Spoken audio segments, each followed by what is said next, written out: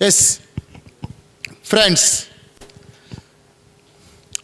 వ్యాపార రంగంలో ఉంటూ తనకంటూ ఒక ప్రత్యేక ముద్ద వేసుకొని విజయనగరం నుంచి ఈ కార్యక్రమానికి హాజరైన ఇంపాక్టియన్ కేఆర్కే రాజు గారిని సగౌరవంగా ఆహ్వానిస్తున్నామండి. ఐ వెల్కమ్ రాజు గారు. నూటికో కోటికో ఒక్కరు ఎప్పుడో ఎక్కడో పుడతారు, అది మీరే మీరే మాస్టారు, మా దేవుడు మీరే మాస్టారు. ఆ మాస్టర్ ఎవరో కాదండి, మా గురువు గారు, మా దైవం శ్రీ గంప నాగేశ్వరరావు గారికి పాదాభివందనాలు చేస్తూ ఆయన ఎదురుగా ఈరోజు నేను నిలబడి మాట్లాడడానికి నన్ను ఎంతటి వాణ్ణి చేసిన గురువుగారికి నమస్కారాలు తెలియజేస్తున్నాను. డియర్ స్టూడెంట్స్, మీరందరూ జీవితంలో సక్సెస్ అవుదాం అనుకుంటున్నారా? ఎస్, సక్సెస్ అవుదాం అనుకున్న వాళ్ళు ఎక్కాల్సిన తొలి మెట్టు ఏదైనా ఉన్నది అంటే వన్ అండ్ ఓన్లీ ఇంపాక్ట్.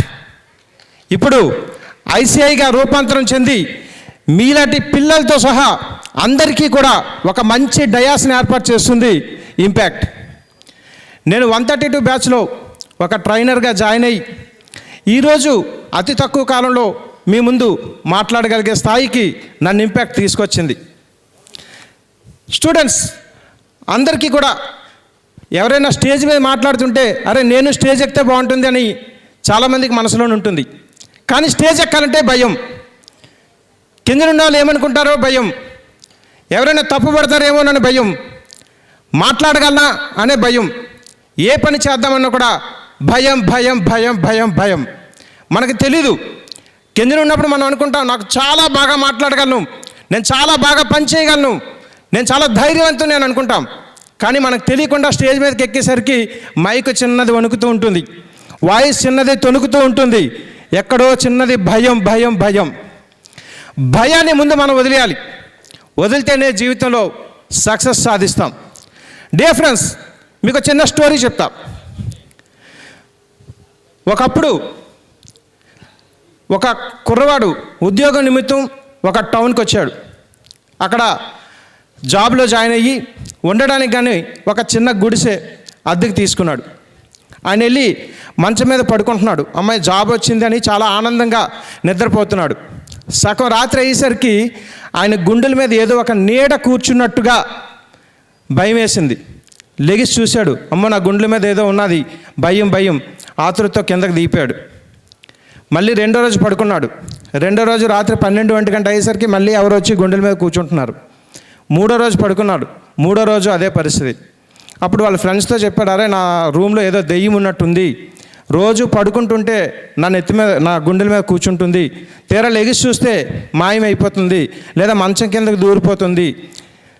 అయితే వాళ్ళ ఫ్రెండ్స్ అందరూ ఏం చేశారంటే వెంటనే మనం ఏం చేస్తాం, ఉచిత సలహాలు ఫ్రీ ఆఫ్ కాస్ట్, నువ్వు అలా చేయి ఇలా చేయని బోల్డ్ మంది అంటూ ఉంటే ఒక మంత్రగాడి దగ్గరికి వెళ్ళి అంత మంత్రాలు వేయించి నేను దెయ్యాన్ని తరిమేస్తున్నాను అని చెప్పారు. తీరా దెయ్యాన్ని తరిమేశారు కదా నేను వెళ్ళి ప్రశాంతంగా పడుకుంటే మళ్ళీ సేమ్ యాజ్ యూజువల్ భయం. రాత్రి అయ్యేసరికి ఎవరో వచ్చి గుండెల మీద కూర్చుంటున్నారు. అప్పుడు మన ఇంపాక్టియన్స్ లాంటి వాళ్ళు ఎవరో వాళ్ళకి తారసపడ్డారు. సరే నీ భయాన్ని నేను అంతా తీసేస్తాను, నువ్వేం కంగారు పడుకొని రూమ్లోకి వెళ్ళి చిన్న మ్యాజిక్ చేసి వచ్చారు. ఆయన ఆ రోజు రాత్రి ప్రశాంతంగా పడుకున్నాడు, ఎటువంటి భయం లేదు.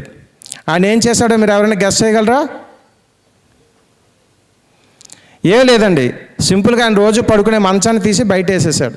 ఆయన భయం ఏంటి, మంచం కింద దెయ్యం ఉంది, రాత్రి అయితే పైకి వచ్చేస్తుంది. సో ప్రతి ఒక్కరిలో కూడా కనిపించని దెయ్యం ఎక్కడో చోటు ఉంటుంది. దాన్ని తీసేయగలిగిన మంత్రశక్తి ఎక్కడైనా ఉన్నది అంటే ఇంపాక్ట్లో ఉంటుంది. డియర్ ఫ్రెండ్స్, ఫియర్ FEAR, మీరు భయపడతారా లేదంటే ఫర్గెట్ ఎవ్రీథింగ్ అండ్ రైజ్. మీకు ఏ సబ్జెక్ట్ అయితే భయపడుతుందో దాన్ని దాటుకొని వెళ్ళి విజయం సాధిస్తారా అనేది మీ చేతుల్లోనే ఉంటుంది. ఫ్రెండ్స్, మన అందరం ఆపర్చునిటీస్ అంటాం.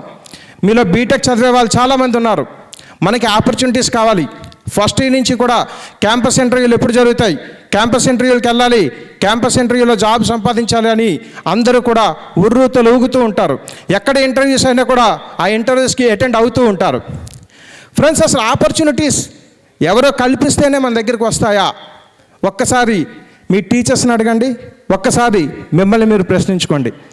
ఆపర్చునిటీస్ అనేవి ఎల్లవేళలా మన ప్రక్కనే ఉంటాయి. మీ అందరూ మొబైల్స్ వాడుతున్నారు కదా? ఎంతమంది మొబైల్స్ వాడుతున్నారు చేతులు ఎత్తండి.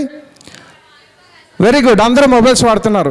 వైఫై ఆన్ చేస్తే ఎక్కడైనా వైఫై ఉన్నదనుకోండి, మీరు కనెక్ట్ చేయాలా? ఆటోమేటిక్గా కనెక్ట్ అవుతుందా? ఆటోమేటిక్గా కనెక్ట్ అవుతుంది. సో ఆపర్చునిటీస్ అనేవి కూడా అంతే.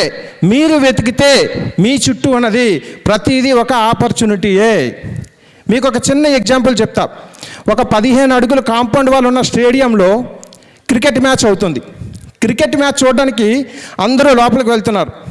ఒక చిన్న కుర్రోడు మాత్రం టికెట్ లేక, వాడు కుర్రోడు కాబట్టి లోపలికి అలౌ చేయలే. పోనీ నిలబడి చూద్దాము అంటే గోడ 15 అడుగులు ఎత్తులోనుంది. వెంటనే వాడు అటు ఇటు తిరుగుతూ ఉంటే అక్కడ కొన్ని నిచ్చెనలు ఉన్నాయి. గబగబగా ఒక నిచ్చెన తీసుకొచ్చి గోడ దగ్గర పడుకోబెట్టాడు. ఒక అడుగు పైకి లేచింది. మళ్ళీ ఇంకో నిచ్చెన తెచ్చి మళ్ళీ గోడ మీద పడుకోబెట్టాడు. 2 అడుగులు లేచింది. మళ్ళీ ఇంకో నిచ్చెన, అలాగా ఒక 10 నిచ్చెనలు వేస్తే 10 అడుగులు హైట్ లేచింది. కానీ వీడికి మ్యాచ్ కనిపించట్లేదు. నిరాశతో కిందన పడిపోయారు. ఈలోగా కొంతమంది పిల్లలందరూ వచ్చి ఏం చేశారు, అవే నిచ్చెనలు తీసి గోడకి నిట్ట నిలుగేసి పైకెచ్చి మ్యాచ్ చూశారు. సో ఆపర్చునిటీ అనేది కూడా అంతే. మనం ప్రాపర్గా ఉపయోగించుకుంటున్నామా, ఉపయోగించుకోవటం లేదా? ఉపయోగించుకోవటం లేకపోతే ఆ నిచ్చెనని బల్లపరుపుగా ఎలా వేశారో అలా మనం వదిలేస్తున్నాం.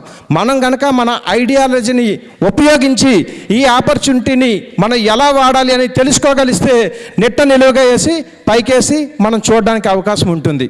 డియర్ ఫ్రెండ్స్, ఈ ఐసిఐలో మీరు కూడా పార్ట్నర్ ఇక్కడ జాయిన్ అవ్వండి. ఈపీఎస్ అని, టీటీటీడబ్ల్యూఎస్ కోర్సెస్, ఎన్నో కోర్సెస్ ఉంటాయి. వీటిల్లో కనుక మీరు జాయిన్ అయితే ఆపర్చునిటీస్ని ఎలా ఉపయోగించుకోవాలి, ఎలా స్టేజ్ ఫియర్ లేకుండా మాట్లాడాలి, మీరు 10 మందికి ఎలా మార్గదర్శకం కావాలి అనేది తెలుసుకోవడానికి అవకాశం ఉంటుంది. ఈ అవకాశాన్ని కల్పించిన గురూజీ గంప నాగేశ్వరరావు గారికి హృదయపూర్వక నమస్కారాలు తెలియజేస్తూ సెలవు తీసుకుంటున్నాను. Thank you Guruji. Thank you Raju గారు.